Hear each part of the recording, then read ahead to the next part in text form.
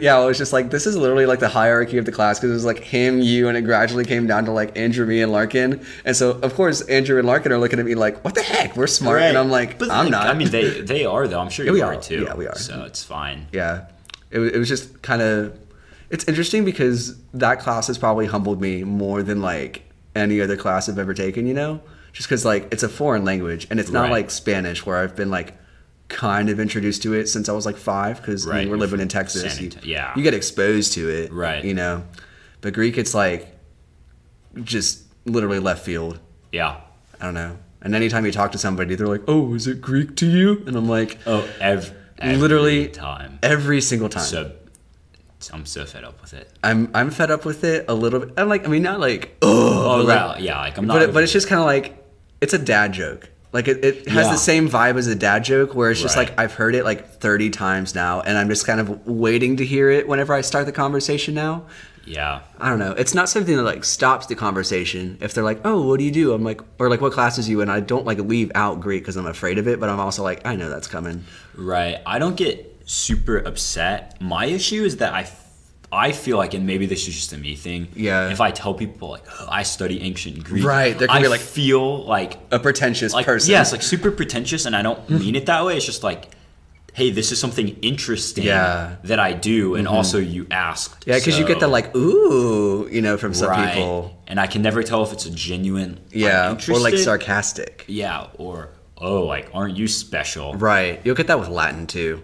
Yeah. Or really anything that's not like a Romance language. Because there's people I know that's like, I mean, French and Spanish are probably the big two. Then like Italian. Some German people. Some German folks. Russian, maybe. Just like a clique of Mandarin people that try to learn Mandarin or something. But like, nah, Greek's pretty niche. You'll get the same effect with Latin though. Yeah. Latin's one of the just like the high languages where everyone's like, oh, Mr. E pluribus unum over here. Yeah. Cogito ergo sum.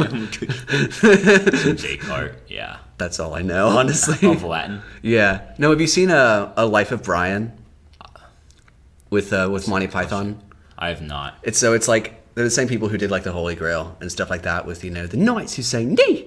Okay. And so the Life of Brian is pretty much like this character whose name is Brian, and he walks through like Jesus era Rome, and there's kind of this like play on the fact that like he gets mistaken for Jesus in a way, and a lot of times, and he like kind of, there's all these different scenes. He like, well, he gets crucified, so plot twist or like spoiler alert, but there's also like everything he gets involved in, it just seems like it kind of like pokes fun at like scripture in a way, because there's one scene where he falls out of the window trying to escape like the Roman guards, like he's on the run, and he falls onto like a street preacher's platform, and then he like straight up goes into like the Sermon on the Mount, and he's like, consider the lilies, and they're like, what?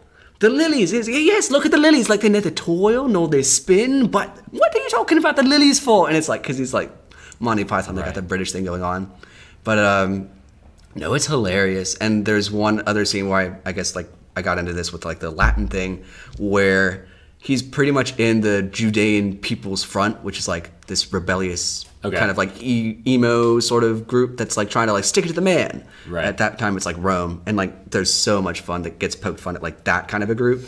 But like they're like, let's like graffiti the entire, you know, palace type of thing. And so he tries to write like Romans Go Home in Latin.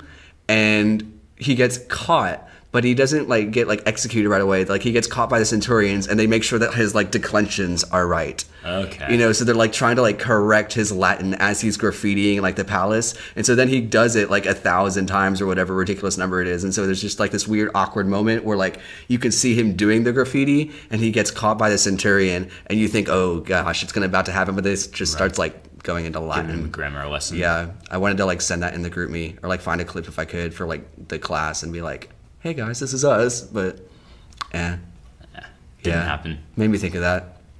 But you don't have any Latin, do you? I don't, no. Yeah, neither do I. Kind of wish I did, but I also am like, it'd take a lot more time. Right. Part of me says that would be cool to know. Right. But at the same time, I have my hands full with Greek, and then Hebrew's I'll have Hebrew is coming up. And so you prepped it all for that? Oh, absolutely not. Zero prep for Hebrew. Zero prep. Just the little chutzpah. Yeah, I know.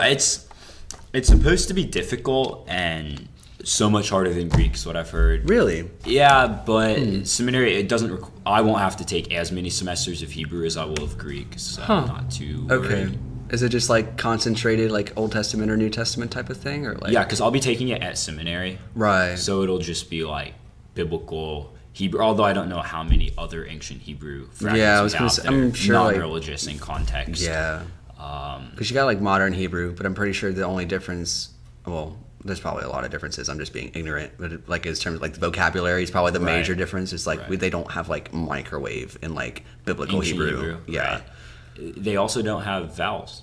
Really? Yeah. So I was reading, I was studying the other day out of some book in the Old Testament, and it was talking about how it was Moses. So in Exodus, Moses does the thing where he is born and gets kills the guy, the Egyptian, Nice. runs away, and he does the thing where he like gets married, and it talks about his father-in-law a couple of times. Okay. And at 3 different points in the Old Testament. Jethro's father, or like? Right. So that's the thing. So his father-in-law is called Jethro. Right. Reuel, and also some other name that's eluding me. But that third name was also referenced or called his brother-in-law at one point. Okay. And so I'm researching, reading scholars on why is it his brother-in-law here, his father-in-law there, and they said that the Hebrew word, because Hebrew didn't have vowels and only later developed